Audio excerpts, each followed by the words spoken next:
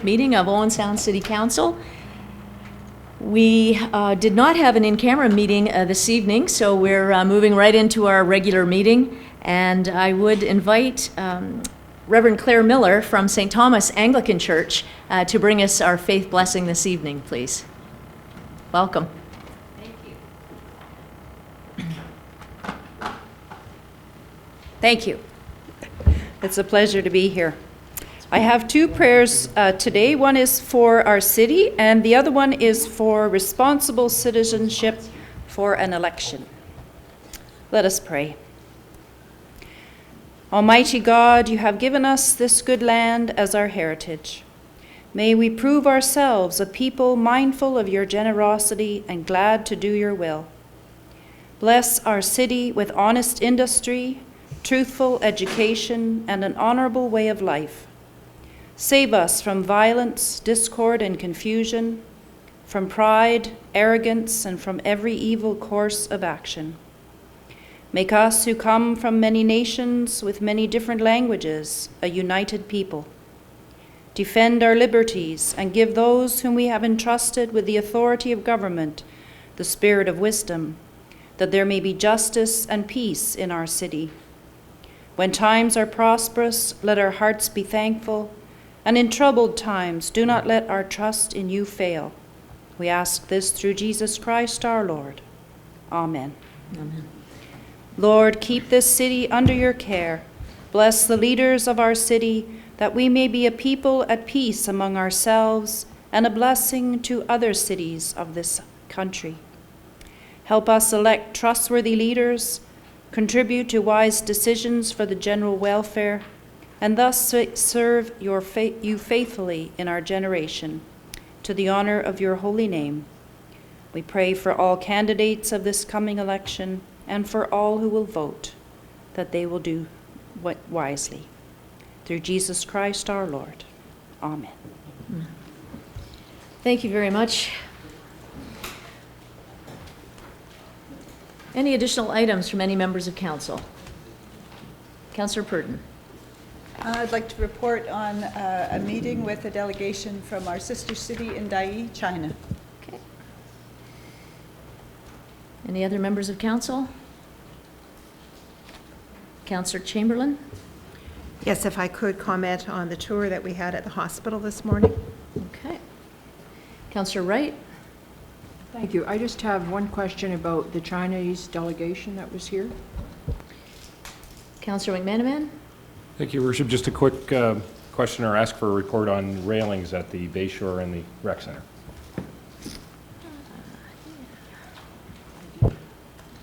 Any other members of Councillor Lemon?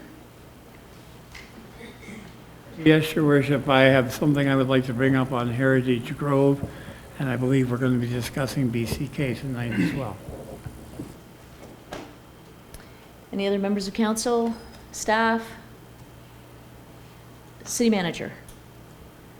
Thank you, Your Worship. I'd like to just bring council up to date on a new program we have for education purposes with Georgian College. As well, the economic development minutes will be coming forward as well. Okay, thank you. And I have one item, which is a review of the meeting with the Chinese Consul General and a sharing of the gift that Mr. Fang Li left for the city.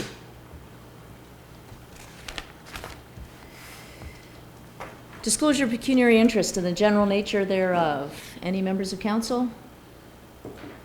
Seeing none, confirmation of the minutes, please, from October 6th.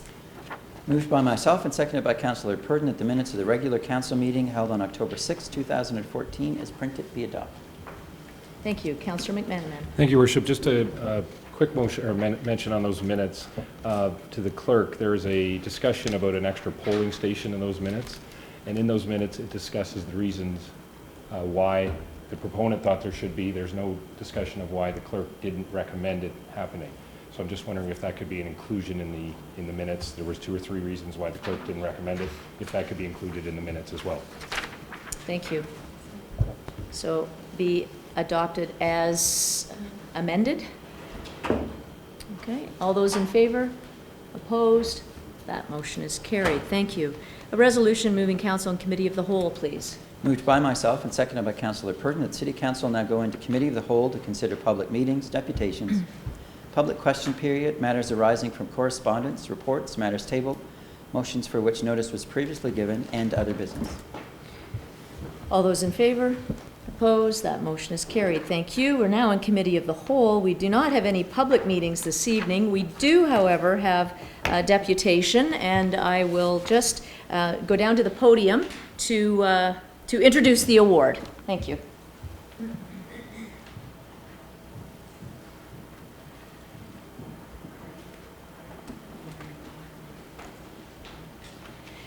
Well, this evening we have two of our educators from the OSCVI with us this evening, and I would like to bring council's attention to Mr. Ryan McManaman and Mr. Dave Alexander.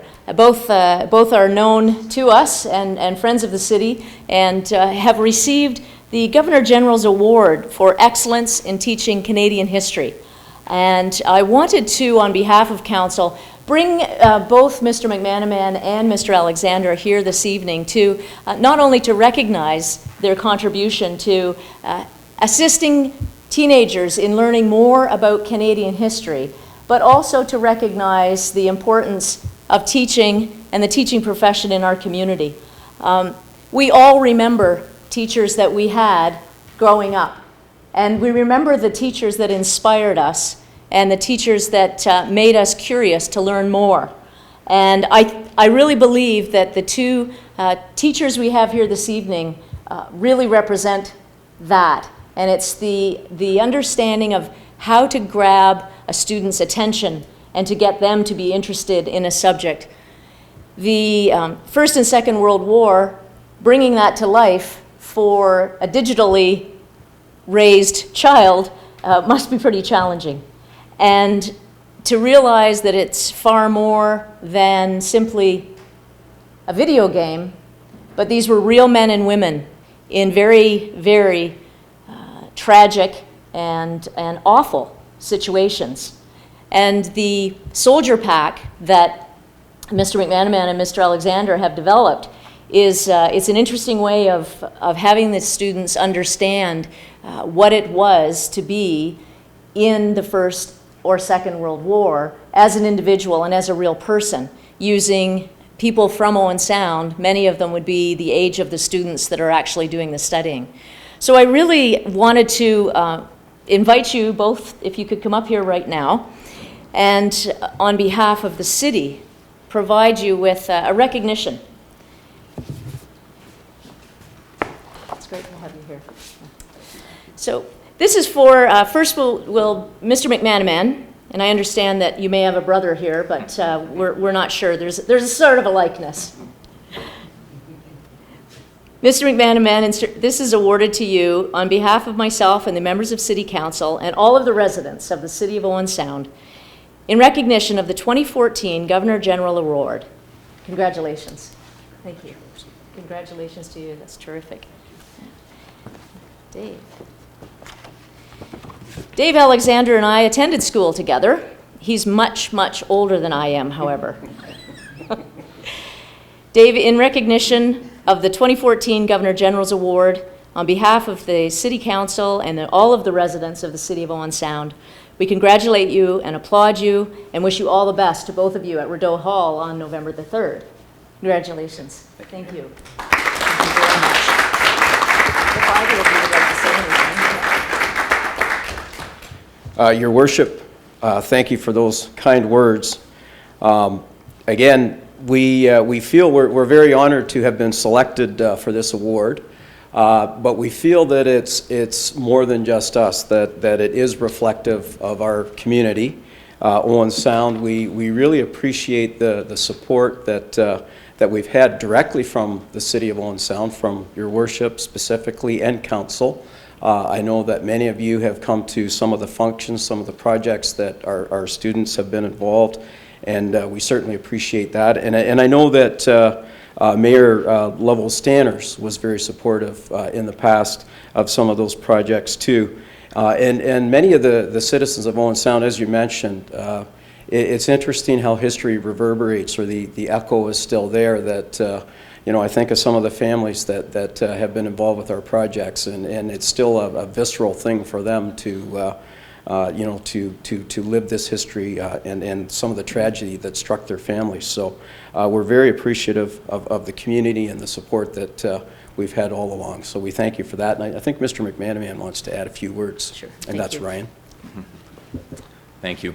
Your worship, members of council, again, thank you. And just to echo what Dave said, this is certainly something that's shared with many groups. We want to make sure that we thank the OSCVI staff and Blue Water District School Board, OSCVI Alumni Association, Royal Canadian Legion Branch 6 in Owen Sound and Branch 464 in Chatsworth, Bishop House, Grey Roots, and Grey County Archives.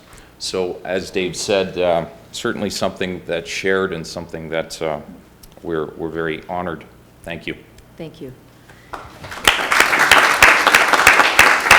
Thank you very much.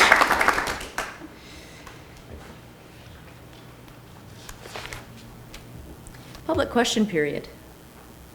Is there a member of the public here tonight who would like to ask a question of this council?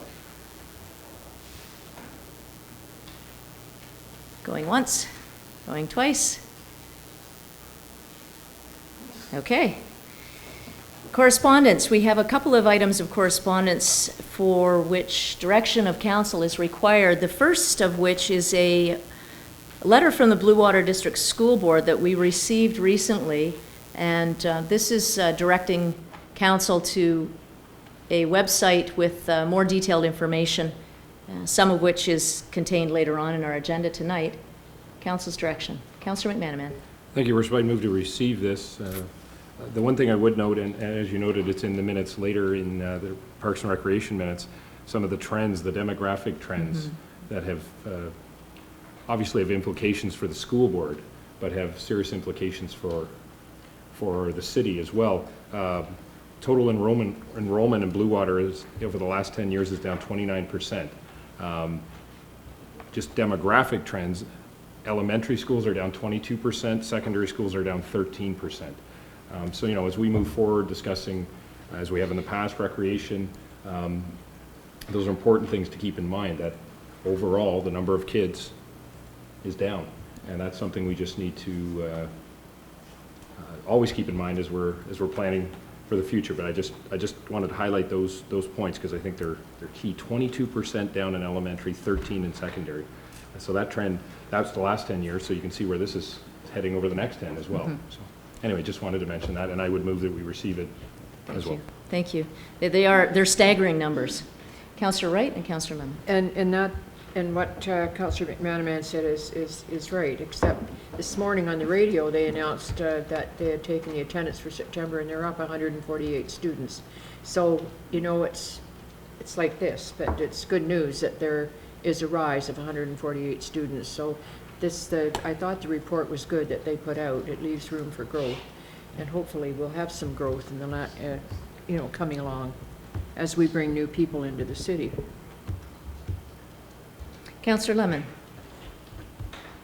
Yes, Your Worship. A number of years ago, we tried to work with the school board on reducing the number of buses going within the city, school buses, using public transit as an alternative. And at that time, things weren't quite as tight as they are now for all levels of government, including boards of education. And just a comment that perhaps this is something that deserves to be revisited, because when I've been out knocking on doors, as all of us have, I'm sure, I've seen a number of school buses which are, in many respects, duplicating city runs, and it doesn't make sense to have two buses doing the job where one could do it adequately.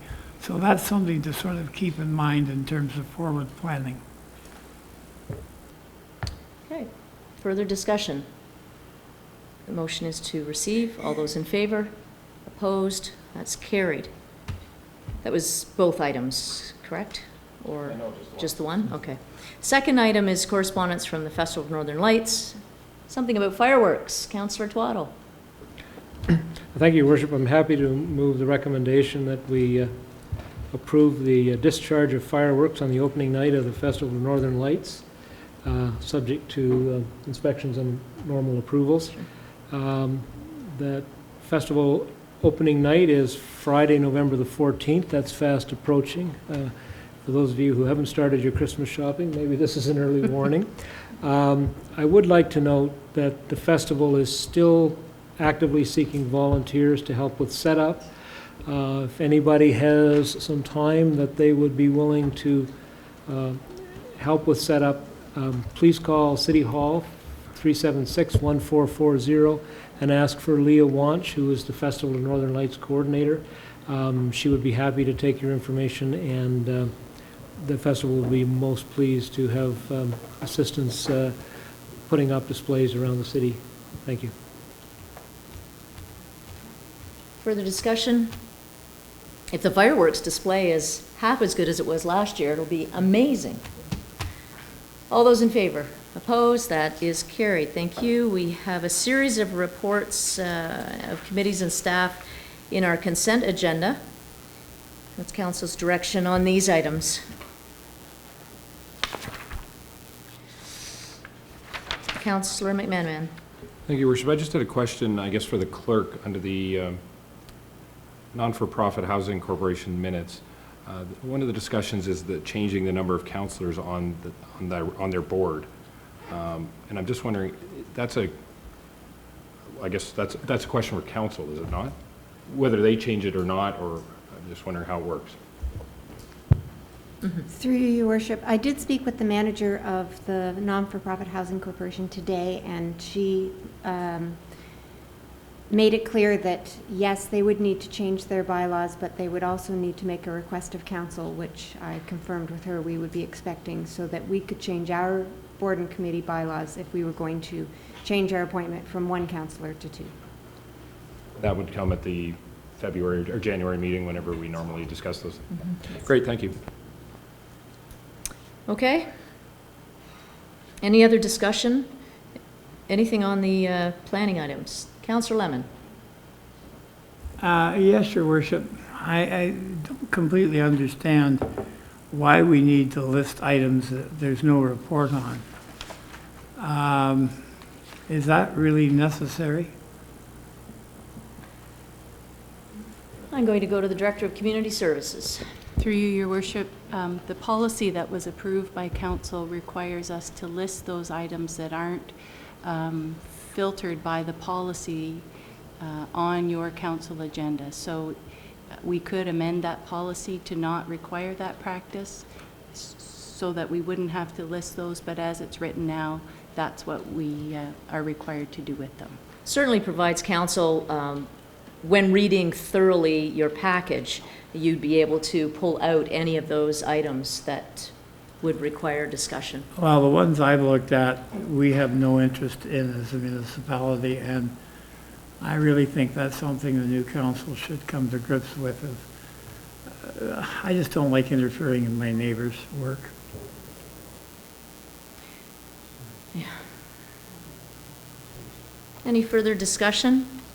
Councillor Purdon. Just on that topic of the planning reports, I think at the last council meeting I brought up a concern about a planning report from Georgian Bluffs for new subdivision lots, and there's another one here. I'm not going to ask for anything because it's already gone by, but I think it is a concern of the city and maybe perhaps for the whole region when there's more subdivision lots being created outside of an urban area. So in the last two council meetings, we see in Georgian Bluffs a total of 40 subdivision lots that are being planned. I have my own concerns, perhaps they're not shared here, but I think certainly in our community there's concerns about greenhouse gas, loss of agricultural land, settlements outside of the urban centre. So I think it is a matter for City Council, but perhaps Councillor Lemon and the new council will have another conversation about some of that. Further, Councillor Boddy. I'll move the consent agenda. I don't think anyone's moved it, just we've talked about it, but I just wanted to make sure I'll put that in the record. Further discussion? All those in favor? That's opposed. Thank you. It's carried. Reports. A verbal report on Black Clawson Kennedy from the city manager, please. Thank you, Your Worship. I unfortunately have to report that everyone except for me is on holidays. Police chief is on holidays. The bylaw officer who is in charge of this file is on holidays. I can tell you that from a visual inspection myself, driving by, the property looks in a lot better shape than it did.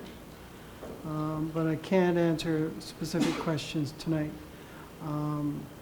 So you can just bear with us till we get either the chief or the bylaw officer in attendance. Councillor Lemon.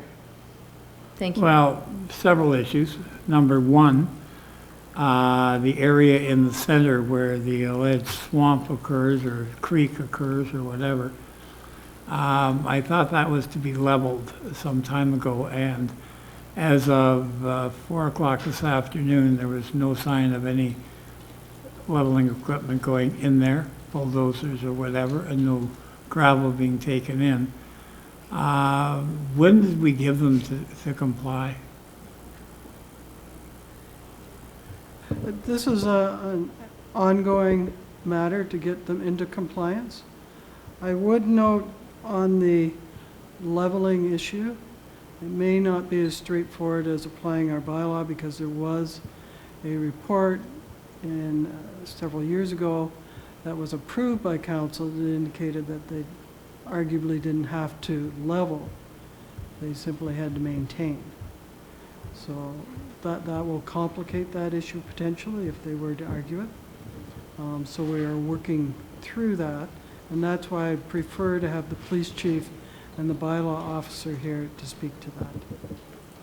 Okay, part two of my question deals with a call I received, I guess it's about a month ago now, from the Ontario Ombudsman's office about a gathering at the Marine Rail Museum to look at the subject property.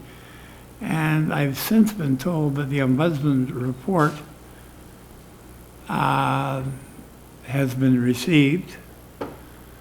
And I'm wondering why that's not at council this evening, since it was received a week or so ago. If I could, we did not receive that correspondence until after the agenda was published, so it will be on the next agenda. Well, I think that's a timely matter. Have any members of council seen it or have possession of it? I believe the mayor and myself and the clerk. It's just that it's a public document, and like, I really feel that the public documents like that should come forth. I mean, we're not going to take any proceedings unless there's something in there that I don't know about, which is possible, because I haven't seen it. But I had this matter raised by a citizen, and you have just verified that it was received. Is there any particular reason why it can't be released tomorrow? I'm going to have to turn to the clerk on that question, if I could. Go ahead. Through you, Your Worship, the document is not considered public until it is released to council. The first step in the procedure is that there is a phone call with the mayor and the clerk, and that is followed by a letter. When the letter is received, the mayor and the clerk and the city manager have the opportunity to review the letter and determine whether they're satisfied with the information that the ombudsman has provided. And they have that opportunity up until the time that they release the letter.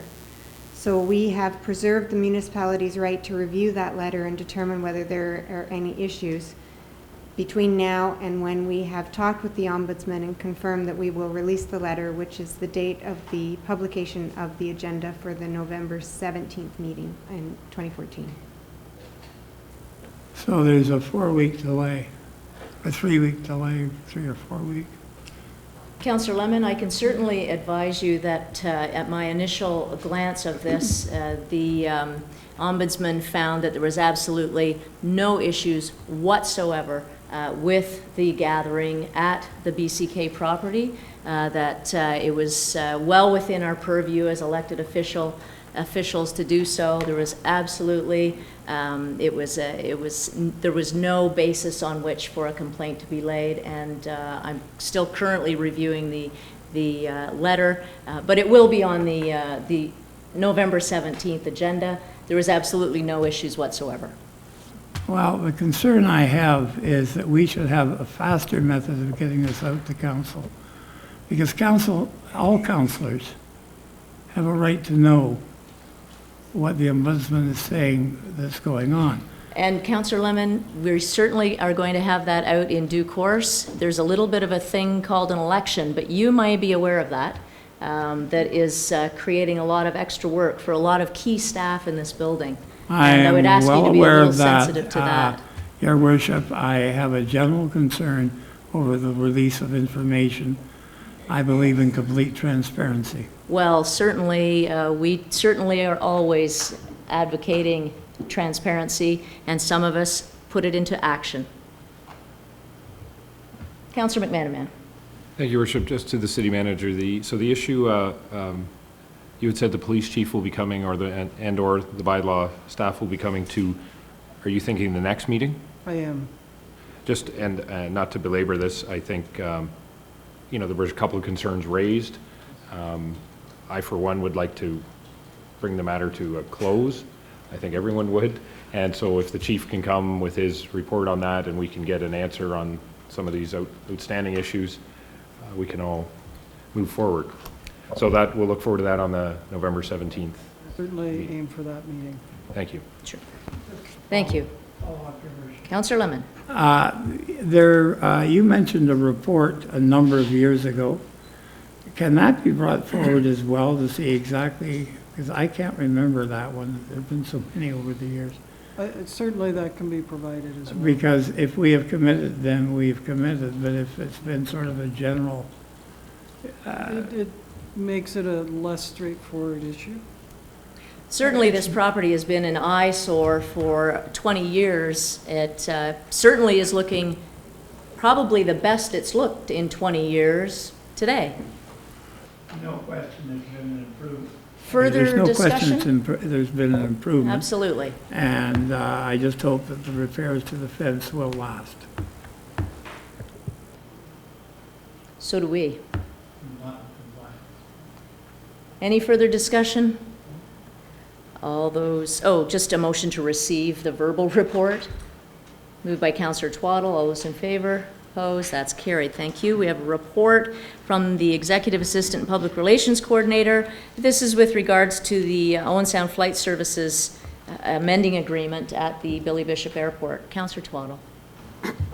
Thank you, Worship. This is just a nice bit of good news that Owen Sound Flight Services, which returned recently to the Owen Sound Airport, the Billy Bishop Airport, needs more space. They've added a plane, they've added an instructor, they need more space for their students, and so they're requesting an amending agreement on their lease in order for them to take over a little more space in the airport.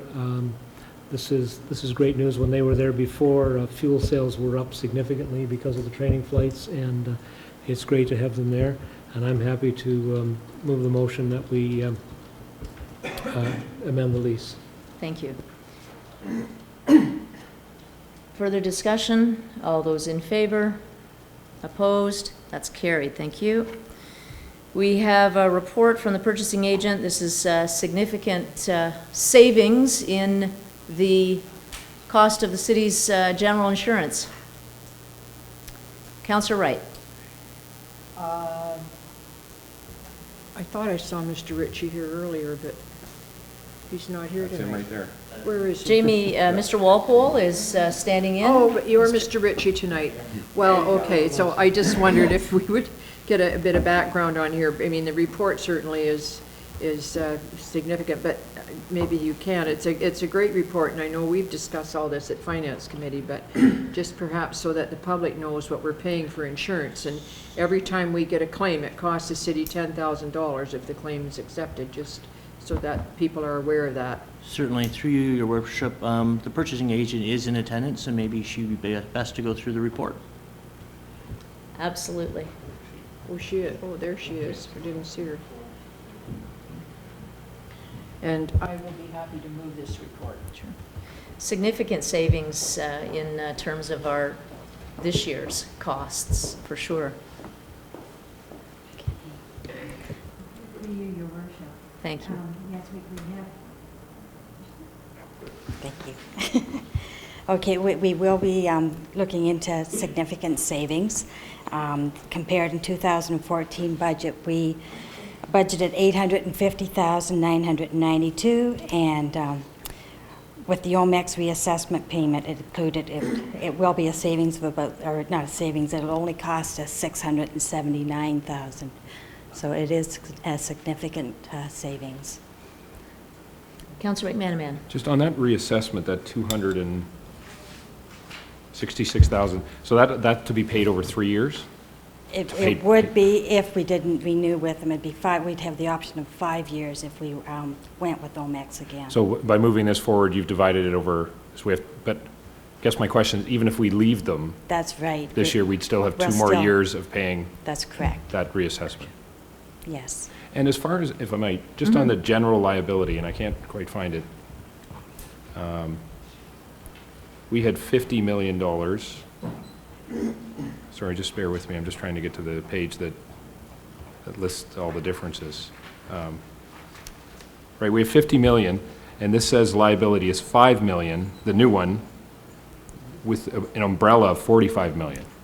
I'm just- It's the same thing. It's just, it's two companies together for, So we still have 50 million? we still have 50 million. total. That's correct. Okay, thank you. Councillor Twaddle? Thank you. With the reassessment that we received for previous years, that's to make up for, because with OMEX, this was a reciprocal insurance, so everybody who's a member shared the risk. That's correct. So the reassessment is to make up for Operating costs. operating costs as a result of previous claims. That's, We leave OMEX, we owe them $266, I think is the number. Does that end our liability for previous years, or is there still the possibility of a reassessment? I believe there's still a possibility for during these years that we've been So with them. so a claim that may have been laid several years ago while we were a member of OMEX finally works its way through and is settled, so there may still be future liabilities. I believe that's a possibility, but I can confirm that. And the other thing that I don't understand is this liability coverage of $50 million and then this $10 million no annual aggregate. And I'm trying to understand what that means. I know that there's a limit on any one claim, there's a maximum on the number of claims in any one year. Now that I'll have to get back to you about. Okay, because that's a key point. It's referenced in a couple of places here, but I don't quite understand what the difference is between the 50 million limit and then this 10 million aggregate. I don't know what that is. Okay, I will Okay. confirm that with you. Thank you. Okay. Councillor Purdon and then Councillor Chamberlain. So when I read through this report, it says with the recommended insurer that there would be a change in the policy around sewer backups. That's correct. And that our current insurer, OMEX, lets us, if there's a sewer backup that is several houses, then it's just one claim. But the new insurer that you're suggesting it would be each house would be a $10,000 deductible, each would be a separate claim. I'm just assuming that you folks have done the math, because just lately we've had a lot of trouble with sewer backups and water main problems, that this is not going to somehow be a wipe out the savings. That's definitely a consideration. Omex is the only company that does offer the multi-claim event for one event. Now, we have taken advantage of it in the past. It is certainly a consideration, but you have to keep in mind too, the reassessments always come back to haunt the municipalities if there's a lot in 1 year. But that's definitely a consideration. So it's your opinion that the cost savings with the new insurer would it'd be a benefit as opposed to this one? Because I honestly don't know how much money this costs us for these sewer backups, and how many houses, how many incidents there are, and what those numbers look like over a year, 2, 3, 4, whatever. There's more incidents than we like, that's for sure. Yes, I know that we did check into it, but I can maybe look up definite numbers for you. But that's a risk that we have to consider. I don't want a whole lot of work, but it's just kind of, it's a vacuum for me. I don't know whether we're dealing with 1 or 2 of these a year, or 15 or 20, but maybe our manager of engineering or operations would have a better sense of that. I know. There were some issues on 15 streets. I don't know the exact number, Your Worship, but, you know, we're in the 15 to 20 per event range. Now, you know, again, keep in mind that those were extraordinary events. That said, that could happen tomorrow. It's just the nature of statistics. Certainly, a report, even a verbal report in the next month or so, just giving an outline in terms of the frequency and perhaps the sections of the city where we're seeing the most frequent incidents. Ms. Corsi. Thank you, Your Worship. Really, this is about weighing our risks. This is with Omex, it's a reciprocal. We're seeing a reduction in the number of municipalities that have gone with it, the lower the number of municipalities in a catastrophic insurance claim that raises the risk for those municipalities. So that's a very significant thing to have sort of over here. Then you weigh that as well with that we have BFL coming in much cheaper on an annual basis, at least for now, and I always say that for now in these things. That's where the recommendation is coming from. The big difference between the two is that in a significant flooding situation, Omex covers it as one event, whether there are 20 or 25 claims. The others cover each claim separately.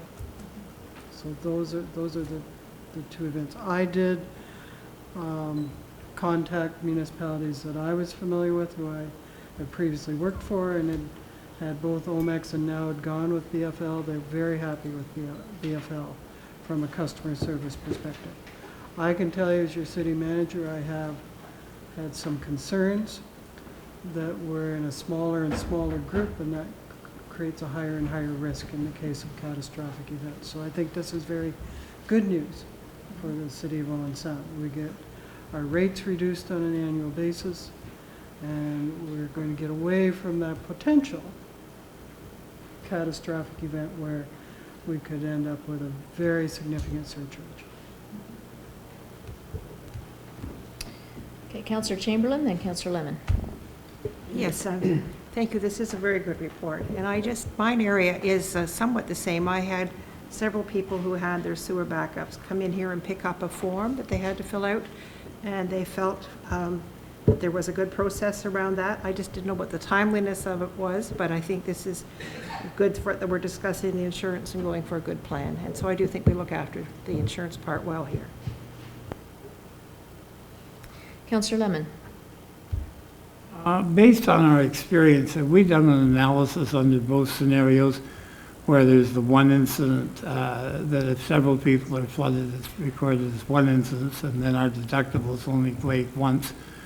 Or if, say, 10 people flooded, we would pay the deductible 10 times. That's going to eat up a lot of the difference in savings, is it not? We have done the, we have done the analysis. We think we will come out even on that. So we feel the savings are sufficient that we're still covered. And the other question I've got in here, was BFL Canada the lowest cost insurer, or were others lower? They were the lowest. Okay, because it doesn't really say that in clear terms. Yeah, there's a chart that is Yeah, I looked pretty at clear. the charts and I see the scores.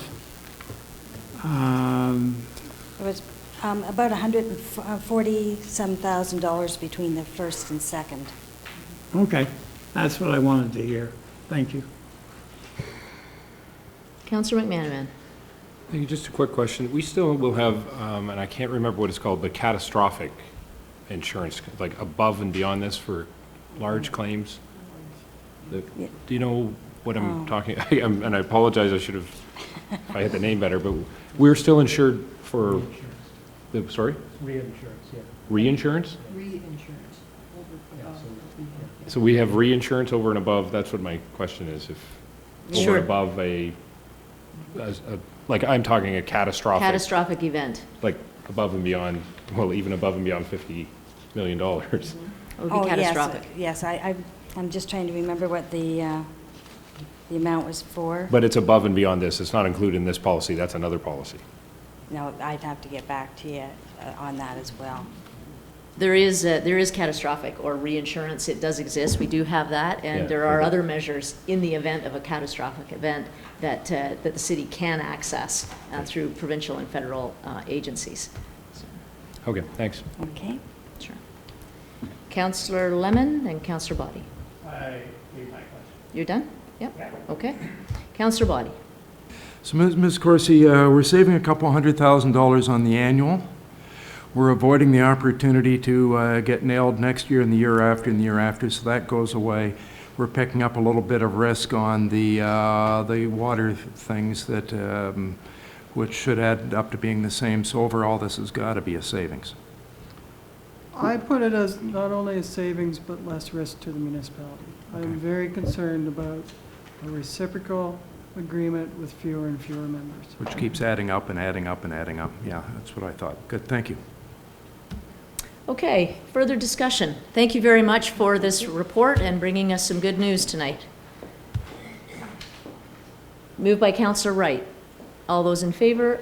Opposed? That motion is carried. Thank you. We have a report from the Manager of Water and Wastewater, who is here with us this evening, and I will ask for a brief overview of the quarterly update on the wastewater treatment plant project.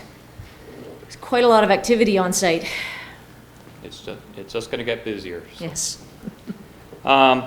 So this report is essentially the first of the quarterly reports that we intend to provide to council until the construction is complete at the end of 2016. This report was provided by the consulting engineer, J.L. Richards and Associates. This particular report covers July, August, and September of this year. I intend to hit the highlights of this report, not go through it page by page, and hit the highlights of the construction activity.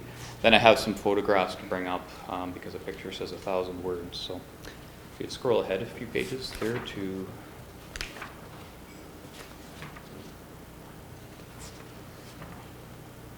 a couple more. That's it. If you could just get there, perfect.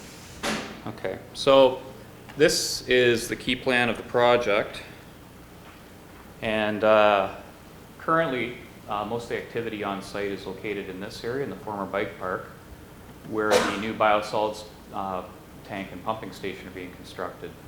The other significant area of activity that has happened and will happen in the future is the main BAF facility itself. That's the heart of the project where the secondary treatment will be undertaken, as well as UV disinfection. The very first thing that happened in the project was a couple of old buildings were taken down in this area to make way for this facility, and that demolition was undertaken pretty much by the end of September.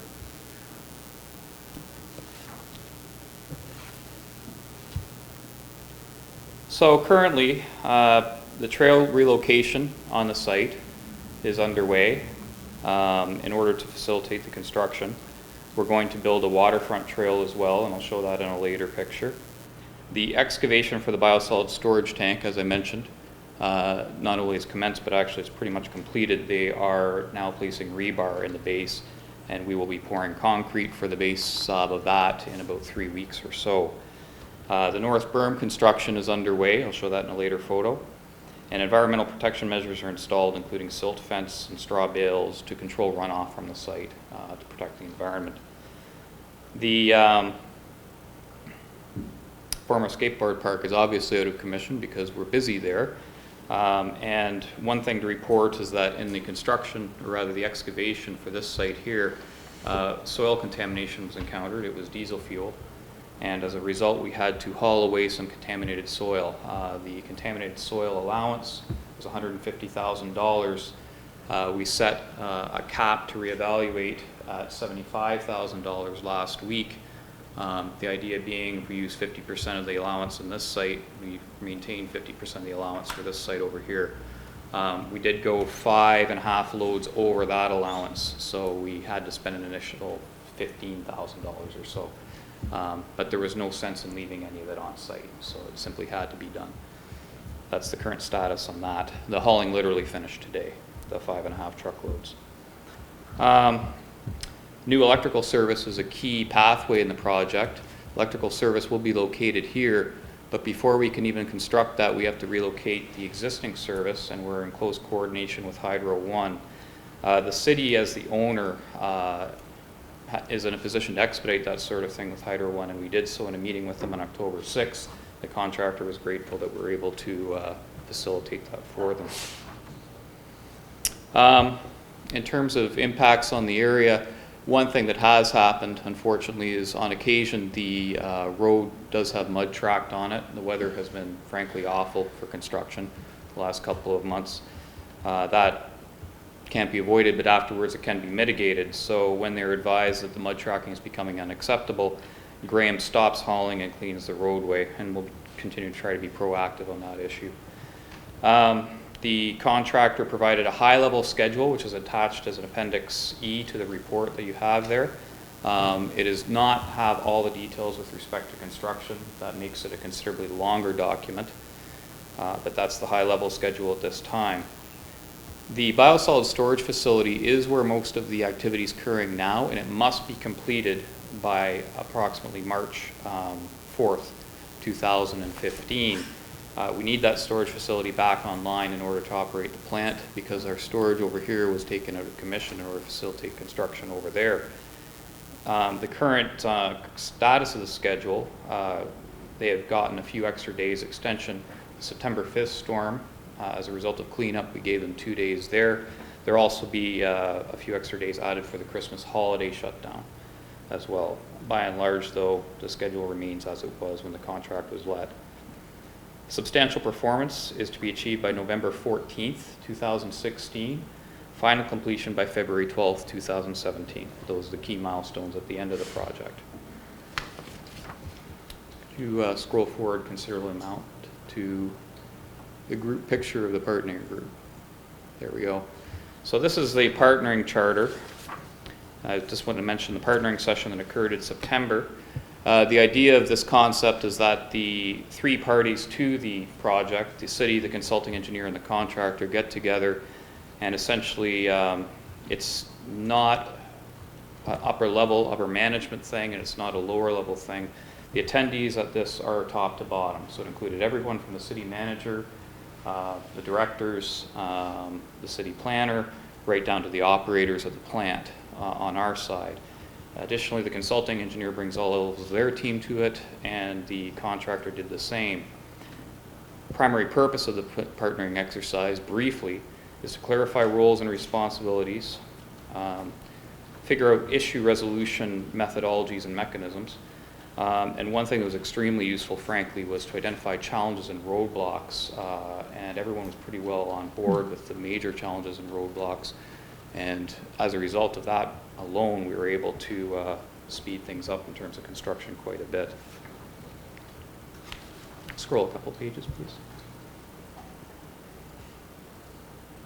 So this briefly, at this point in time, this part of the report doesn't mean much, but essentially it's the tracking of the partnering performance of the major contractors and suppliers in the project.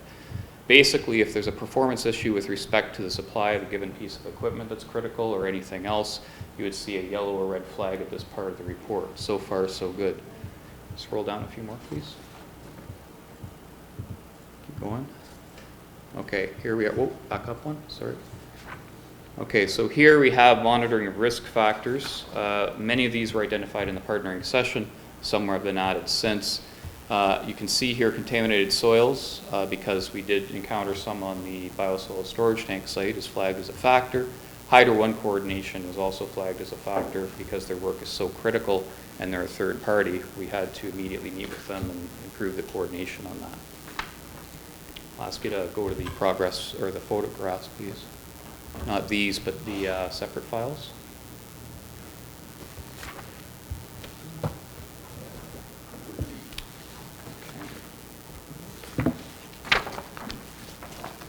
Bear with me a sec. The aerial views give it quite, it provides scope, I think, for the average person. It does. Just looking at it, we can see the size of this project. I also haven't used my private pilot license in 20 years. I think the city should buy a plane so we can save money on paying someone else to do this. There are drones available. Yeah, okay. So this was taken in late September. The date escapes me, but you can see the activity at that time. This is taken, obviously, towards it from the land side. And that's one thing about the perception of this that I want to make sure you get. This is not the road. I thought it was 3rd Avenue myself, but it actually isn't. It's the relocated trail.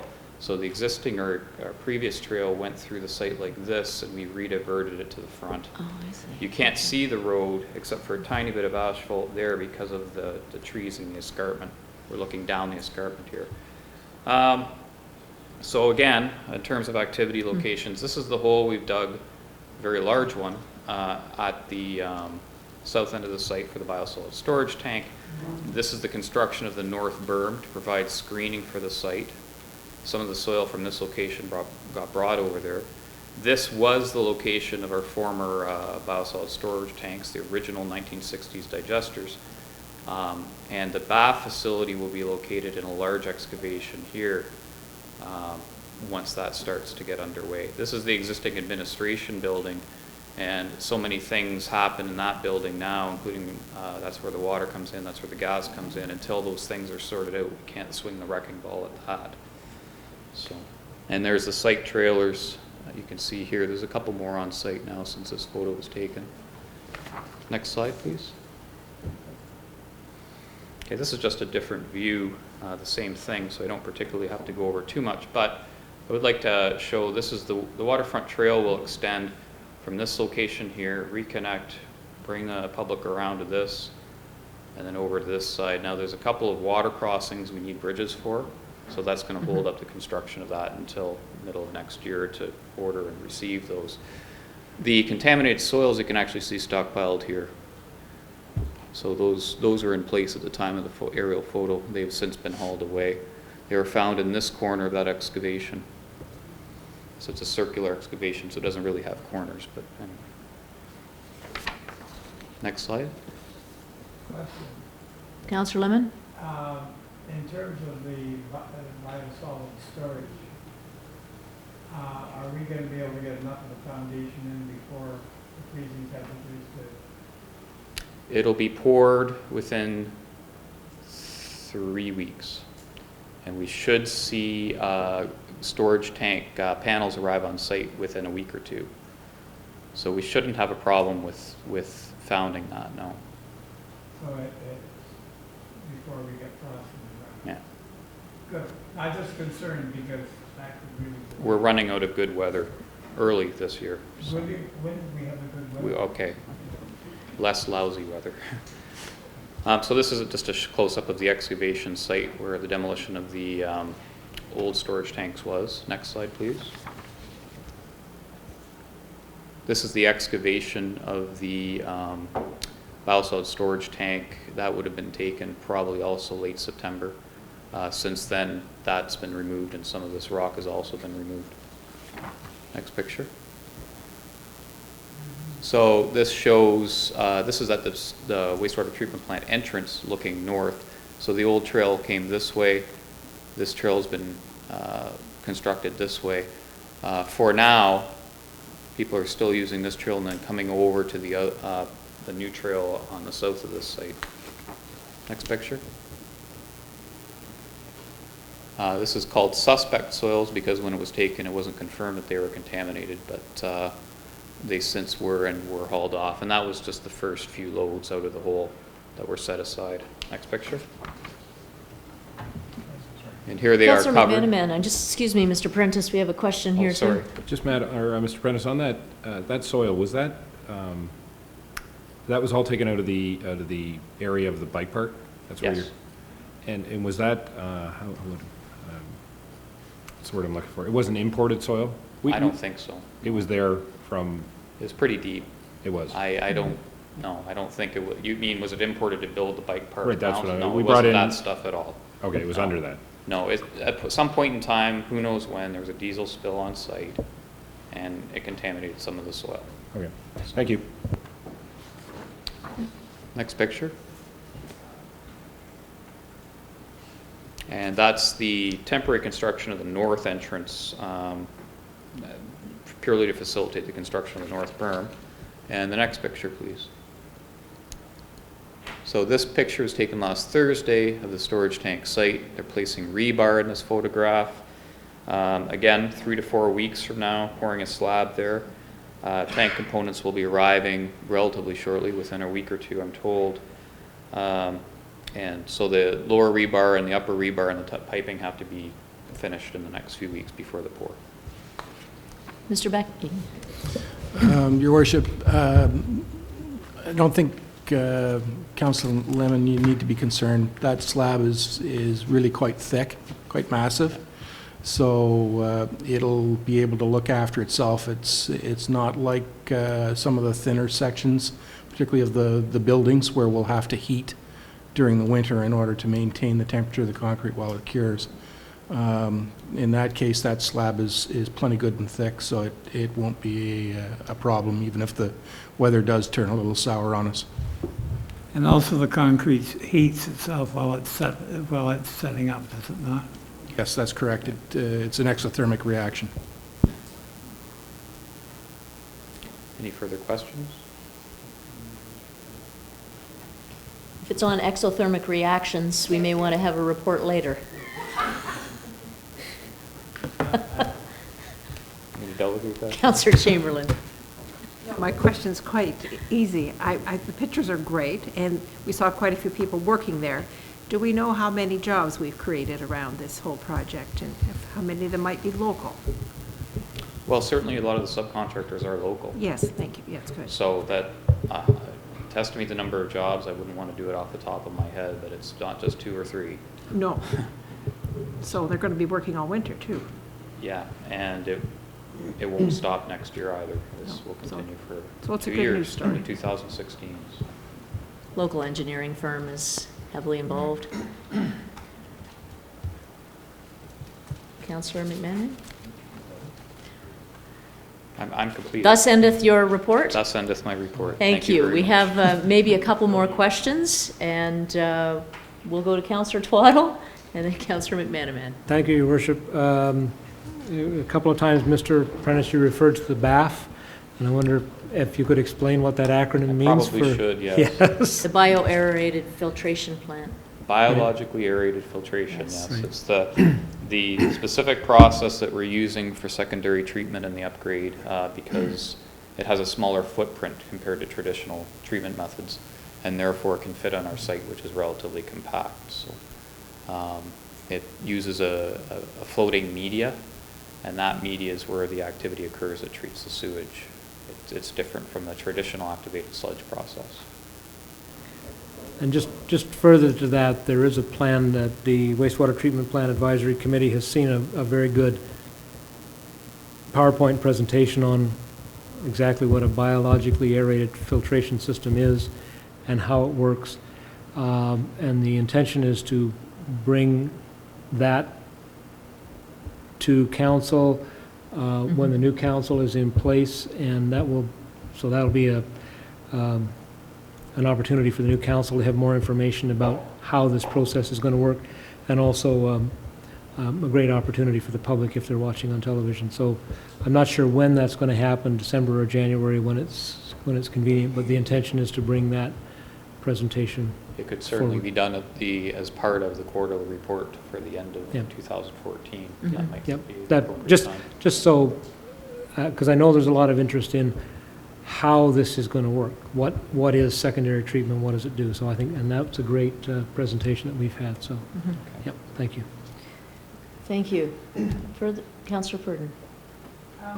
I'd like to move the motion to accept the report, and also just have a little whimsical comment. I was down walking my dog and by that site when they were digging the hole that you showed us, where the storage is going to be. And somebody had taken the time to draw little stick figures on the signs. There was excavation danger written on the sign, and then someone had drawn a little stick figure of someone falling into the hole. So I thought it was a great thing. There's a lot of young people on that trail going by. It was before the trail was moved out, and so kids going along could get a full appreciation of what would happen if they climbed that fence or went around. So that was really fun. I don't know who the artist on the crew is. I suspect the sign was augmented. It was augmented. I don't think they come standard with that. Councillor McManaman, then Councillor Lemon. Well, thank you, Worship. Councillor Twaddle, exactly what I was going to say. That sewage treatment 101 would be a very good presentation. And that picture you have that showed the site with the numbers on it, that sort of showed, so when sewage arrives at the plant, here's where it starts, and work your way through the system. I thought that would be great. So look forward to, I'm sure the public will look forward to sewage treatment 101. Okay. And it actually, it is, all kidding aside, it's a fascinating, not only a project, but the actual system itself the process itself is quite interesting.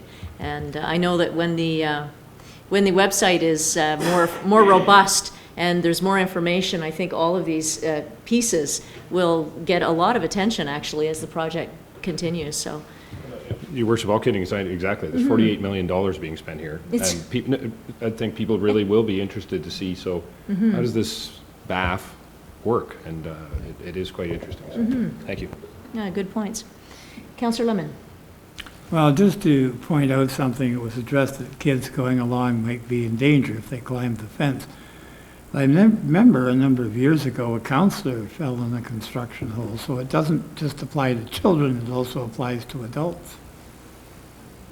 Present company excluded, I believe, Councillor Lemon. That is correct. I wasn't pointing at any fingers here, but I was just pointing out that it's not just children who are in jeopardy.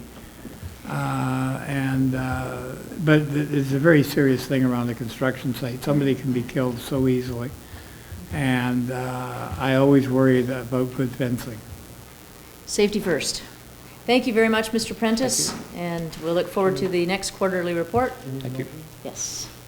Just like to move that we. Oh, sorry. actually, Councillor Purdon did that. She did. I'm sorry. Yeah. That's good. Yes, I got I was diverted by the whimsical story, the stick figures. All those in favor? Opposed? That motion's carried. Thank you. we have a report from the Manager of Public Works, and this is something that we don't even want to talk about right now, but it is an eventuality, and that is snow and snow storage. And this is something that you have read the report, I'm sure, that there is a solution for this year. And I'll go to Mr. Becking for an overview of the report and what lies ahead. Thank you, Your Worship. At this time of the year, I'm usually the most hated man in town, simply because we have to get ready for winter whether we like it or not. So being the bearer of bad news, yes, winter will come, and with it comes lots of snow. Unfortunately, in the downtown area and in some of our dead-end streets and so forth, there simply is not enough places to put the snow. I gather that last winter was a particularly harsh year, and I'm hoping against all hope that it's not going to be as bad as it was, but that having been said, I have little or no ability to affect that outcome. When the snow builds up and we have no place else to put it, we have to haul it away. Having a good place to put it is critical. Snow, it may come down in a rather pure form, but it very quickly gets awfully dirty. And having a good place to put it where it can melt naturally and be naturally cleaned is an ideal that we strive for. I gather that staff have traditionally used areas in behind the existing Public Works yard as snow storage, but unfortunately we've over time used up what available space we've had, so we've been scratching around for alternatives. I understand that the Coliseum property was used last year, and it left the place in a bit of a mess, which is frankly par for the course when you're talking about a snow disposal facility. Our road superintendent came across a stroke of brilliance one day when he was coming out of the yard, in that he looked across the road, and there was a almost ideal location across the street from us. A good snow disposal facility has several properties. First of all, it's a large open paved surface, so the water doesn't percolate into the ground. Second of all, it's got good long runs of ditch for cleaning the water, getting rid of all the salts and the sands and so forth. And the old PPG, I believe, is the site. In fact, has exactly those properties. The other nice thing about it is it's in an industrial area, and the neighbors don't get mad when somebody's hauling snow and making noise at 2 o'clock in the morning. So long story short, it's an absolute stroke of brilliance, and Mr. Follis is to be congratulated on his thoughts.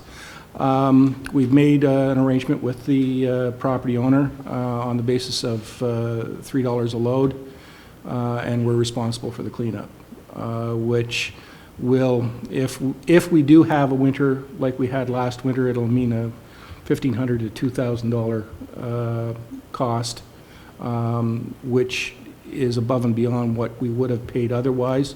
But that having been said, we're hauling it the same distance as we have in the past. So from that perspective, it's a good decision, and so staff are recommending it accordingly. Thank you very much for that overview. And what's Council's direction on this particular report? Councillor Twaddle. I would move approval of the lease for the snow storage. Discussion? All those in favor? Opposed? That motion is carried. Thank you. We have three sets of boards and committees for approval. Accessibility Advisory Committee, the Financial Advisory Committee, and the Recreation and Parks Advisory Committee. What's Council's direction on these three items? Councillor Chamberlain. Well, I'll move the approval of them all, but I would like to comment on the Parks and Recreation around the trees. Sure, go ahead. I'll do that now? Sure. Being on the Conservation Authority Board, I'm aware that we have the title of having the most trees planted of any conservation authority in Ontario, right here in this area. We also have a very nice tree planting arrangement there where every Saturday you can go and get little seedlings that are grown by volunteers, friends of the Conservation Authority, and they sell the seedlings. And in this report, we talk about needing to replace our ash trees and looking forward to that. I just thought it was really nice if our public know that we have lots of ways that they can get the seedlings, and we have a plan ourselves with the city for people to be replacing their trees. So even though there's some bad news around the ash borer, it's good that we have a really good plan to replace trees in the city. Thank you. Councillor Purdon. Yeah, I also wanted just to comment on the tree inventory. I really enjoyed reading that report, and I think it's going to be really useful to have an inventory of all the trees, not just the ash trees in the city, going forward. And one of the comments in the report was that some of the people kind of got in the way of doing the inventory because they didn't know what was happening and were, talking to people. But I think this might be a good opportunity for the city, really, as Councillor Chamberlain was saying, to let people know that they're out there doing the inventory. Because I had a couple of people in my street ask me what's going on with the trees? To let people know maybe on the website, and so they know, and at the same time let people know about the tree planting program that the city offers and the Conservation Authority as well, just so proactively we know we're going to lose lots of trees. So maybe people can start now with planting. I see the Director of Community Services writing busily. I anticipate that that will come forward. Thank you. Councillor McManaman. Thank you, Worships. 2 questions on the finance minutes to Mr. Walpole. The first, it talks about instead of having councillors having laptops, they would be iPads. And I'm just trying to bring it up here. The difference between an iPad, and the reason being that's overall that will be cheaper than having the laptop. So that's one main reason. A tablet and an iPad. That's my question. My understanding was a tablet is far more, well, the difference between an iPad and a tablet. Perhaps I should let you answer that question as opposed to me trying to describe it. Thank you. Through you, Your Worship. There's a variety of different type of tablets. An iPad is a tablet. There's also Android tablets, a wide variety. So an iPad is a type of tablet. Well, I'm glad I didn't try and explain it then. That was my question. I was wondering why we weren't getting tablets, and your answer is we are. We are. Okay, thank you. My second one, and this is more just the report on the new requirements through public center accounting that we do a lot more detail on possible contaminated sites, and I guess this is more just a comment. I think this has huge implications cost-wise for us to be doing lots and lots of investigation of potentially contaminated sites, and which you might say that that's good if there was some reason to do that. If we were selling the site, if we were developing the site, fair enough. It just seems like a accounting paper shuffle to me, that at the end of the day we'll put a liability on our books of right now it's a contaminated site, and next year it'll be a negative, well, not next year, but whenever we do it, a negative number on those sites. So anyway, that's just, I was very concerned reading that, because that could potentially be hundreds of thousands of dollars in our budget for no reason, well, no reason that I can see at all. Yeah, Mr. Wolf wants to, or somebody wants to try and take a shot at that, but I'll take a swing at it. It is a mandated reporting that has to be done through the PSAB reporting. Report that's gone forward is just sort of introducing the subject and saying we're going to build a team and get more information to see what the requirements will be. In talking with the manager of accounting, she also said that if we don't do it, if we don't report properly on it, that it could impact our audit opinion from the external auditors we have, and an adverse audit opinion could have an impact on our funders, the provincial and federal governments. So we're being told we have to do it. If we don't do it, it could have an impact on some funding. So more information to come, surely. Councillor Adair? I was going to say, Councillor McManaman is completely correct. What we're being mandated to do is to spend money to do basically a risk assessment on the properties instead of spending that money on cleaning up the properties. So it is, to me, kind of backwards, but That's the requirement. I believe we're going to have quite a bit more discussion and in-depth reports on this particular item when Mr. Ritchie returns. Ms. Coulter. I would just add to what Mr. Walpole said. Staff are attending a training session, I believe it's this Thursday, so I'm sure Mr. Ritchie will be back through Finance Committee to Council with what does this mean exactly for us. Councillor Lemon? My question here is, I'm assuming this is only city-owned properties that we're in the long term going to have to do. But what happens if we as a city suspect we have a number of former gas station sites, and those are lovely from a contamination point of view. Do we know the status or whether those have gone through the cleaning them up, or do we get any report on that? Through you, Your Worship, on the MOE website, there is an environmental registry. So any properties that have filed or have obtained from the MOE a record of site condition, in other words, they've been remediated to a certain standard, would be found on there. You can search Owen Sound and see all the properties in Owen Sound that have a record of site condition. But in other words, we don't know.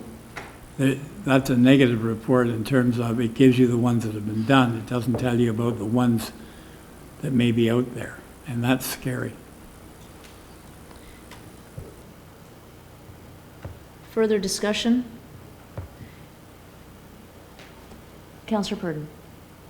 I'm really glad Councillor McManaman brought this topic up because I read it as well, and I know that we all need a lot more information. I certainly understand the need for an inventory, but I'm a bit surprised it's coming through the financial side of things. So I think that's the big question mark for all of us. Knowing where contaminated sites are and having an inventory is all good. Why it's coming this route is the question. So I haven't heard an answer to that, and I hope staff find it. Without a doubt, it'd be because of the PSAB rulings, but I'll go to the chair. Yes, it came to us because of the budget. It's that we have to put money into the budget. The Finance Committee won't have nothing to do about the contaminated soil or setting anything like that up. We're just concerned that we've got to put a line now in the budget for this contaminated soil, and just what that amount will be is the unknown. So I'm quite sure staff is prepared to send that off to whomever is necessary to bring the report to us or to do the report so that a budget line can be put in there. Well, certainly let's get more information on that and have some more discussion around how we're going to move that forward or not. We have a motion moved by Councillor Chamberlain. All those in favor? Opposed? That motion's carried. Thank you. We have a minutes of in-camera meeting from October 6th. Councillor Wright. All those in favor? Opposed? That motion is carried. We're out of the business, and I will go first to Councillor Purdon.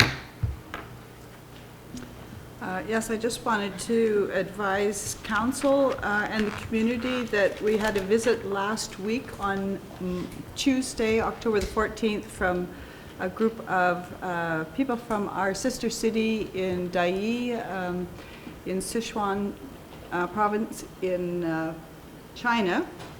And they came here to visit with friends here in the city, and it's part of this over 100-year-long relationship between our area and the people of Dai. I was invited for dinner, and at the time there were 4 Chinese delegates who came along with the friends to see Owen Sound and just check it out. I think it wasn't an official visit, but I wanted council to know and also the community to know what a great deal of interest there is from the people of Dai and in that area in future exchanges around cultural issues, music and art in particular, and of course economic, but these people were mainly from the cultural sector.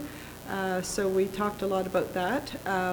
And they're very anxious for a delegation from Owen Sound to go to Dai to explore cultural relationships and exchanges between Owen Sound and Dai. Thank you for that update. Councillor Chamberlain. Yes, this morning there was an invitation sent to all of the new candidates for our municipality, and about 10 people took it, were welcomed by the new CEO, Lance Thurston, and we had a very interesting tour of the hospital. They took us to the CT scanner, they took us into the labs, and we saw a lot of the new technology that's needed to make things work the way medicine's changed. We also saw the nursery where the small preemie babies and the amount of, again, technology used there. And then the highlight was going to the 5th floor and seeing the new cancer care, plans for the new cancer care center. It was a very interesting morning, and I do think that there were some good questions asked by the people that were there, and this is one of the benefits that happens to people get on the city council. We get opportunities to have information that you wouldn't have any other way. So it was a very nice morning. And I thank the hospital for that. Okay, thank you. Councillor Wright. Thank you very much, Your Worship. And after listening to Councillor Purdon, I'm a little bit more confused with the delegation of Chinese that came last week. Is that part of the group that came, or is this something new? Okay, so I guess my question is, I didn't know anything about it, and perhaps I missed out. I don't know whether the rest of council knew about it or not, but were we called or told that there was a Chinese delegation coming? I'll be giving a report at the end of this. Okay, well, I'm very disappointed that I read about in the paper, because that's the first I heard about it. So it's usually nice if council's aware of something before you read it in the paper. So perhaps you'll explain all that. Thank you, Your Worship. Councillor McManaman. Thank you, Your Worship. A question was asked to me last week about railings being put in for the steps at the Bayshore Community Center, and when I started to explain that that report, there had been a report a number of years ago about that, and it was, the building was, now what, 20, 30 years old. The gentleman pointed out they don't have railings at the rec center either, and it's the same, smaller area to walk down, but they don't have railings there either. So I'm just wondering, and I know Councillor Wright raised this issue Before budget. some time ago, right, about railings on the steps at the Bayshore, and this additional point about railings at the steps at the rec center, in the seating areas I'm talking about here. If we could get a report back from staff on that issue. As I said, I know it was discussed, geez, it's got to be 10 years ago now, or close to it, and if we could get a report back, obviously there'll be a cost involved, there'll probably be issues around why it can or cannot happen, but I just think we should be better informed, because it is an issue, especially with our aging population, that it comes up fairly, every couple of years or so, so we should try and address it, and especially this new point about, which I hadn't even considered, at the rec center too. So I'd ask that we could have a report brought back from staff. I guess it'd be Budget? well, no, I'd like it should come before budget, but through Parks and Rec, I guess it would be, it's a building, I guess that's where it'll come. So I would move that, Your Worship. Thank you. We have a motion, Councillor Lemon and then Councillor Wright. Speaking in strong support of that, if you build a new home and put a deck on it, you're required to have a railing on the steps if they're over a certain height. And it's, I think, 3 or 4 steps, I may be wrong on that, but where you have a danger of falls, I think we are minimizing our risk, but more importantly, people can get injured if they fall and trip on those steps. And if they've been sitting for a long time, your legs get a bit stiff, and down you go. And if you come down from the top of the Bayshore, you could be in pretty rough shape by the time you hit the bottom. So I think this is a health and safety issue as well, and an accessibility issue as well, because for persons with disability, mobility disability, a railing is a great asset, and particularly when you're going down the steps. It's actually more dangerous coming down than it is going up. I recall putting this motion forward myself a number of years ago. Yeah, Councillor Wright. Thank you very much. I know that I did raise this before the last budget in 2013. I know Mr. Rupenthal was working on the plan. I took pictures of other arenas that had railings in them. I believe that that the plan did come forth. I think it was too expensive, but I'm not 100% sure. But I think that's why it was turned down, was because it was too costly. That's what I recall. So perhaps we could have that brought back. Thank you. Mr. Becky. Your Worship, staff are aware of it, and I gather that that Mr. Rupenthal is putting a report together, so it'll be along to you shortly. Thank you.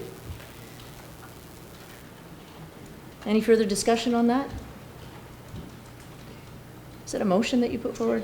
Thank you. All those in favor? Opposed? That motion is carried. Thank you. We have Councillor Lemon. Thank you, Your Worship. I've become aware that a new business wants to go up into the Heritage Grove area. And the problem is we've got a fair delay before the next council meeting, and they want to get the foundation in before winter. Doesn't that sound familiar? And it's Princess Auto, and it will employ approximately 50 people and provide us with probably $60,000 in new tax revenue. And it will also stop the seepage out of this area for people to go to other communities which have Princess. They're a very well thought of company. And so I'm going to move the motion that council authorize staff to approve a site plan application when all material has been received. I understand a lot of work's been done on this. There was a problem of the classification of the business. That's been resolved with StatsCan. And let's help create more taxes, more jobs in our city. And this is a good move, I think. Our staff certainly knows what's required, and the general site plan for that area has already been previously approved.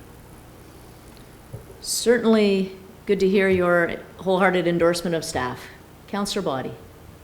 Just some questions on that. Has there been a site plan application made? Do we have the plans, or is that what they're waiting for? Through you, Your Worship, this past summer we did do a pre-consultation with the developer. They applied late in July. We sent them comments on their pre-circ application, I think August 8th. We don't have a formal application for site plan approval at this time or final drawings. As Councillor Lemon pointed out, the developer was working through some classification issues with Stats Canada. As Council will recall, the minutes of settlement that you approved with respect to their zoning classified certain uses. Princess Auto was classified by Stats Canada in a different category. Heritage Grove has, on October, I think, 8th, we got a letter from Stats Canada reclassifying them. So that was tremendous news for them. That allowed the application to go forward. But at this time, we don't have an application or building plans yet. So follow-up question. We're going to be waiting for pretty well a month till we get to the next meeting. Do we have a bylaw, do we have an authority that allows us to give staff the ability to delegate, I guess, to staff the ability to make that decision without it coming back to council? Council may recall that you delegated certain authorities under the Planning Act to staff with respect to site plan approval. So on smaller developments, staff have the ability to do a staff delegated site plan approval. This development is larger than what is contemplated in that bylaw. However, council by bylaw could authorize a bylaw to allow that to be amended in this certain circumstance. So we could amend those site plan approval authorities that are given to staff for this particular application if that's council's wish. Sure. So, I'm going to try and put words into my friend Councillor Lemon's mouth. What we really need is a authorization of a bylaw to expand or to amend delegation authority to cover this? That's correct. And if we're passing a bylaw to extend this, are we extending it forever or just in this one project? I would recommend it just be in this one circumstance. So we'd be authorizing to expand class of development to be considered by staff delegation in this matter. Is that? Through you, Your Worship, the bylaw does, as I talked about, this is outside the scope. It talks about classes of development in the bylaw now, so the councillor's correct. What we would be doing is having council authorize a bylaw to expand the class of development to apply in this particular circumstance to a retail development at Heritage Grove.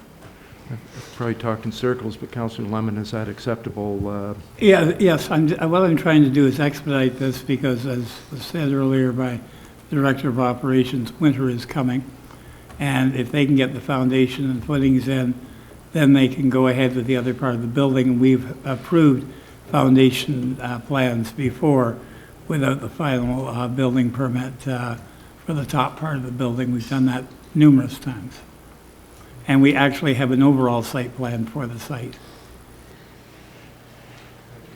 Okay, Councillor McManaman. Thank you, Your Worship. Nobody wants to stand in the way of making development happen quickly. I'm very concerned, why would we, another way to do this would just be when it's ready, if it's before the next council meeting, have a special council meeting and deal with it like we do with every other site plan or application. Wouldn't that be a far simpler way of doing it than, I'll only speak for myself, but I believe all of council would be willing to meet at a moment's notice if it meant more development. So instead of having a one-off bylaw to deal with one property, as opposed to, we deal with these site plans every other meeting we've got site plans. I don't know. That would seem to me to be for something we have no formal application on, nor formal site plan, and no building permits. Why wouldn't we just wait till we have those? And if it's before the 17th, if it's required, before the 17th, is the 17th our next meeting? Yes. It is. If it's required before the 17th, just call a special meeting. Anyway, that would be my opinion. Certainly have two very workable options, either of which wouldn't slow this down whatsoever. Councillor Adair? Well, I guess two things. I think what Councillor Lemon is concerned about is the next two council meetings may be a lame duck council, and we need to give someone authorization, but we would have to pass that bylaw tonight. And is there such a bylaw on our list of bylaws? How do we introduce a bylaw this evening to be passed this evening? Because we won't be able to pass a bylaw once we're in a lame duck, saying that in the event that we're a lame duck, staff can do such and such. We would actually need to pass that bylaw tonight. Is there such a bylaw ready? I'll go to the clerk. Through you, Your Worship, we have drafted something in case there was a necessity for this. That's great. Councillor Twaddle. No, my point has been covered, thank you. Okay, Councillor Boddy. I was just going to respond to Councillor McManaman. We're not sort of starting from scratch. This is part of a site plan that's ongoing. It's part of a plan that has been presented. It's a newer part of the plan. It's an update, but it isn't like we're coming in out of the blue. Staff, I think, knows what the plan is, and it's part of the long-term plan that they've always had. We're just now starting to set it the way I understand it, so it isn't. We could do it either way, but it seems to me there's not the risk that that we would perhaps be concerned about. Councillor McManaman, did you want to respond? Well, I have full confidence in staff. I'm just 99.9% of the site plans come to this council for approval.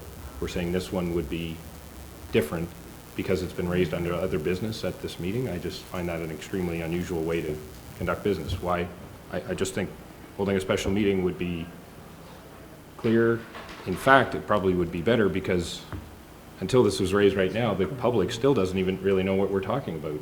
You know, a business has been mentioned, but I think it'd be a better opportunity to show the public what's going on as well.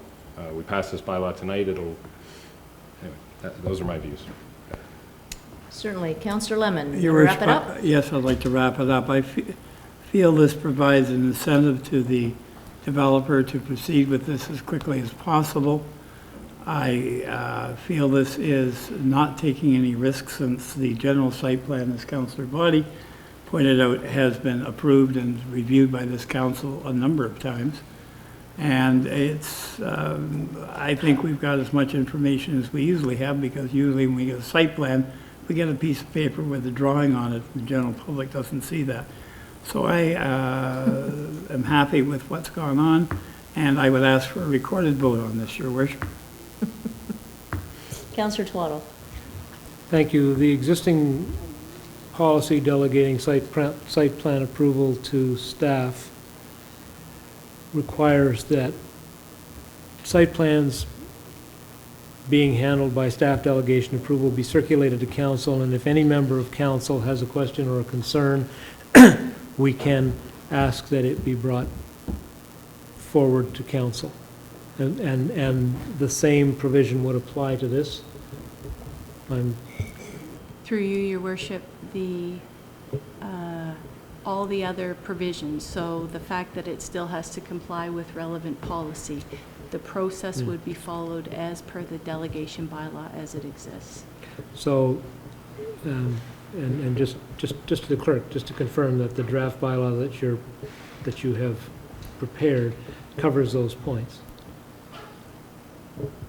Through you, Your Worship, yes, it does. So if there's an issue with staff agreeing or disagreeing with some aspect of this, you know, interpretation of whether it fits the policy, if the proposed developer is not happy, if any member of council has an opportunity to look at this site plan and has questions, then there still is a process by which it would come back to council, and we could hold a special meeting of council. And just my final question is to clarify, would this kind of action by council be prohibited under lame duck, or is this allowed under lame duck?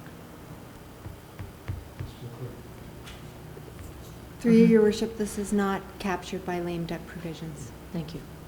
So approving this tonight leaves in place a number of safeguards or options to bring it back to council if there are any concerns. Thank you. Councillor McManaman. Sorry, just procedurally, and if council wanted to wait and hold a special meeting, would any lame duck provision apply after October 27th on that either? Go ahead. Through you, Your Worship, a special meeting would be absolutely fine. Thank you. Everybody clear? Oh, Councillor Purdon? I'm not clear about what the urgency is for going forward with the bylaw. I think we'd all like to hear more on that. Yes. Councillor Lemon, to urgency of this matter. Urgency is called winter. They need to get the foundation in before the winter. This is 50 new jobs, and they've had a lot of issues on this, particularly with the classification under StatsCan, which took, I don't know how long, but I believe a fair length of time. The person who wants to lease this on a 15-year lease, if he gets too nervous, he'll walk. So let's give him some encouragement that we're supportive of new business. I move the motion be put. Councillor McManaman. Thank you, Worship. I'm confused why the developer isn't standing before us tonight to say this, or why he didn't communicate it to staff, as opposed to bringing it up under the other business. Anyway, just a question. It's curious that the head of council was not informed of this at all. In fact, this is the first I'm hearing of this this evening. I'm unaware of this whatsoever. So, Councillor Lemon, I would appreciate if you could advise all of council how you came to be involved in this particular file in such an intimate way when none of us, including myself, are aware of it, that there's a sense of urgency whatsoever. I do think that we do have a good process in place that Councillor McManaman has actually alluded to in terms of a special meeting to get this shovel in the ground. Your Worship, I have moved a motion that the motion be put. Oh, I I didn't would hear you. certainly, Yeah, good. and I moved that a little while ago. Recorded vote as Yes, well. yes, and the reason I happened to meet with the developer was at his request. So, okay. Knowing that, I have a question for clarification before we... I'm going to allow it. My question for clarification is, if this site plan approval or whatever it is we're pre-authorizing was to come to council meeting on the 17th, and that council was a lame duck council, would we still have the authority to approve this? The clerk has indicated yes. It's a bit of a moot point, what we're discussing, really, Yes. in my view. But I understand the motivation.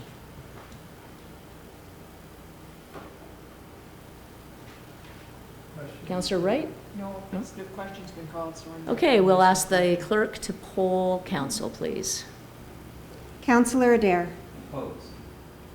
Councillor Body. In favor? Councillor Chamberlain. In favor. Councillor Lemon. In favor. Councillor McManaman. Opposed. Councillor Purdon. Councillor Twaddle. Opposed? Councillor Wright. In favor. I have faith in the staff. Mayor Haswell. Opposed. Thank you. That motion is defeated with 4 in favor and 5 opposed. Thank you. Councillor McManaman. Thank you, Worship. Just in case it hasn't been clear enough after, I would ask the city manager that if at any time something needs to be expedited on this file, I think council would be more than willing to hold a special meeting to discuss that matter. Absolutely. We are available at a moment's notice to get this application processed and have the shovel in the ground well before the frost. So, thank you. It's good news. One more item? I hope it is good news, but anyway, yes. And that is enforcement of the law pertaining to bicycles on sidewalks. Sure. Saturday morning, I was struck at the corner of the Royal Bank by a 25, 30-year-old on a bicycle going at a high rate of speed. Did you contact the police? I couldn't, they just disappeared afterwards. And when I said something, they said, well, hey, accidents happen. Well, we do not enforce bicycles on the sidewalk, and that is, I believe, not a legal place for them. And these aren't little kids. You know, I read somewhere, and I'm sorry that you were injured in that way, Councillor Lemon. I really am.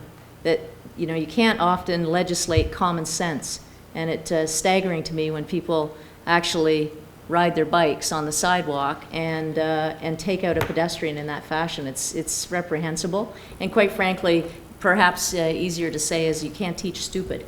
Well, that's true, but the thing is that fortunately I have good legs and good footing. But if someone was frail, they would have definitely been knocked down by the force of impact. Well, Councillor Wright and I will certainly take that back to Police Services That's Board and what I'm ensure asking. that there is ample enforcement. Thank you. Councillor Chamberlain.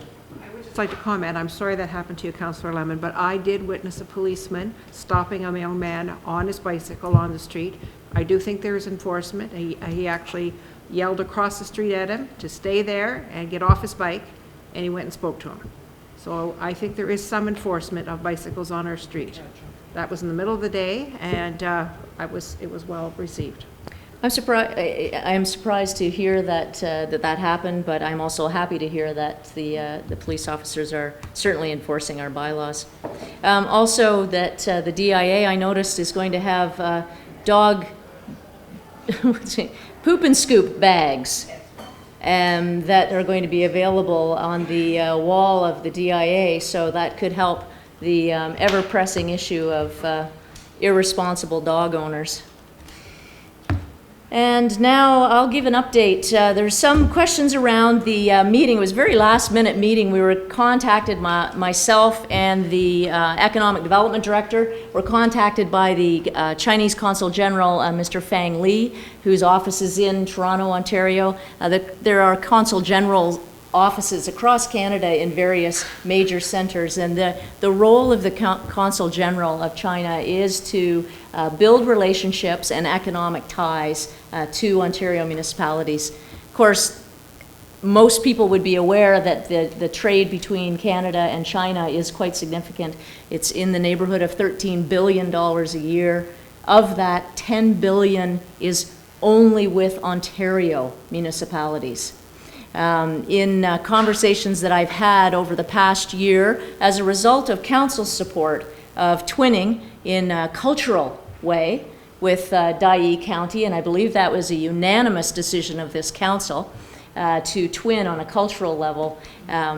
The actual Consul General that we met with is the person who signed that twinning agreement on a friendship level.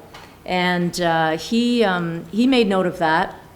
In discussions with mayors across the province over the last year and a half, it became abundantly clear to myself that it's increasingly important that Owen Sound reach out beyond our own borders of not only our province but the country, and look to investment from other from other regions and other developing countries.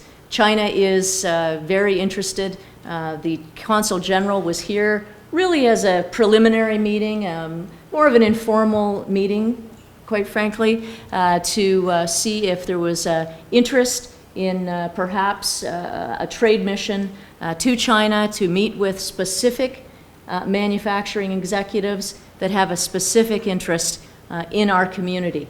And recently, you'll be well aware, Councillor Wright, I'm sure you're well aware, also of the recent factory in Chesley. I'm very aware Yeah, of that, but so- I knew about that before I had to read about it in the paper. Sure. Well, you know, it's interesting. It's like the little issue that came up tonight from Councillor Lemon. Sometimes we have pleasant surprises and sometimes we have unpleasant. I think that's one of the more pleasant ones. So the meeting went quite well, and we will be certainly, all of council, should there be a second meeting, that will be well advised in advance. We were asked that the meeting not be broadly publicized until after the meeting, and we respected the wishes of the Consul General's office in not sharing that with a great number of people. It was, however, a very positive meeting, and Steve Furness, our Economic Development Director, then escorted the Consul General and the 5 other colleagues from his office to a tour of the mill dam to see the salmon jumping. Fortunately, the salmon weren't home that day, so they had to go to the Inglis Falls, to the spawning bed, to actually meet some of our local salmon dignitaries and share some of that experience. So I have to say that, you know, although a very introductory meeting in nature, it was very respectful, and I think a very small potential first step in some real small industry and development in Owen Sound. The gift from the Consul General to the city is a scroll. It's a silk, pure silk and long scroll painting of the Summer Palace. And I don't know anyone who's been to China.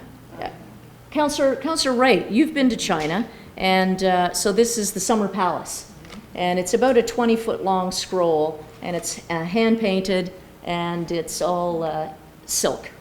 So it'll be something that we'll put somewhere in City Hall. I'm not sure where, but I'm sure we'll find a place that we can display this. That is my review, and I thank you for asking the question. May I add to that then? Absolutely. I really think this is worthwhile, and I know because of our arrangements we've got with the county and with Chesley and the woodworking consortia is working with China, and it's very exciting. And so, and I mean, I agree that this is the way we need to go. I think council needs to have a discussion on this at some point.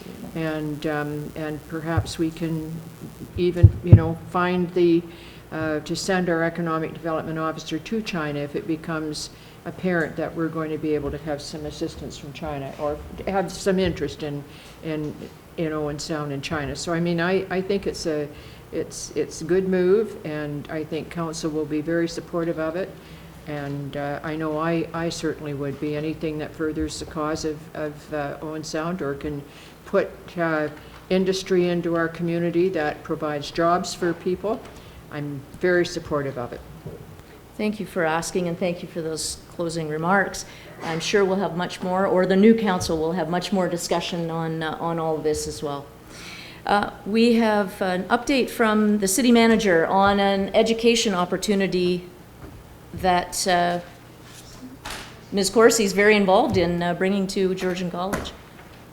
Well, thank you, Your Worship, members of council. I know the hour is moving on, but I just wanted to mention that the local CAOs have been working probably for about 2 years now to try and develop a program or look for existing programs to provide training, particularly to our supervisory staff, those that we take from lead hands, for instance, and move them into both supervisory and hopefully to manager roles. We had a couple of false starts on that. We tried bringing Mohawk College in.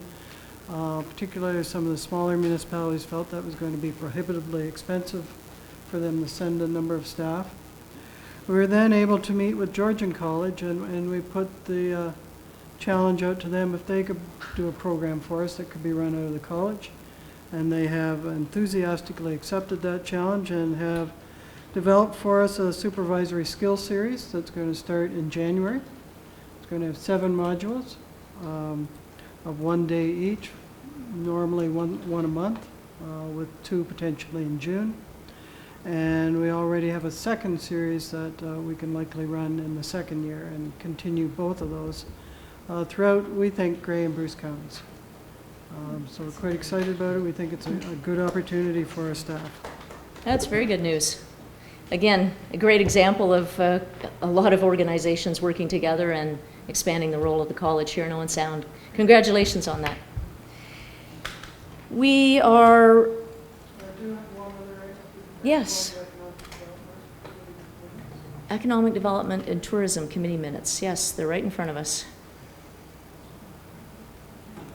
It's council's direction on these items. They're up on the screen. Could you scroll down? I don't believe that council has a copy of these. Is there something in particular? We got those later today. Later.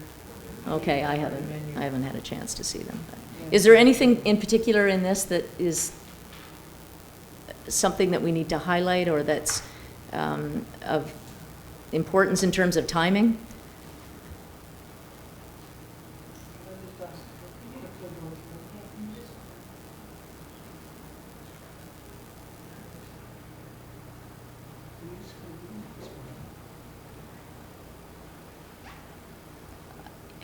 I don't know about the rest of council, but I'd prefer to just, unless there's something that's extraordinarily necessary that we approve tonight, if we could just table these until the future meeting, because none of us, I would expect, have had much of a chance to read these.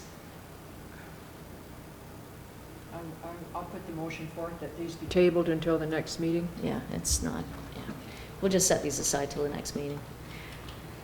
Thank you. All those in favor? No. Opposed? That's carried unanimously. Thank you. We have no other business before us. I would like to just advise that our next televised council meeting is November 17th. Unless we have a site plan that comes to us, we'll scramble together very quickly to meet the approval or meet the meeting date and discuss that. Otherwise, I want to wish all of my colleagues here tonight and all of those that have stepped forward to put their name forward to serve, all the very best in the election. And having said that, I will ask for a motion that the committee rise, please. Thank you. All those in favor? Opposed? That's carried. We have a resolution adopting proceedings in committee of the whole, please. Moved by myself and seconded by Councillor Pertinent, the actions taken in committee of the whole in considering public meetings, deputations, public question period, matters arising from correspondence, reports, matters tabled, motions for which notice was previously given, and other business be confirmed by this council. Thank you. Discussion? All those in favor? Opposed? That's carried. Any notices of motion? Seeing none. New business by resolution? Bylaws, please. Moved by myself and seconded by Councillor Pertinent, bylaws number 2014-176, 177, 178, 179, 180, and 2014-181 be passed as enacted.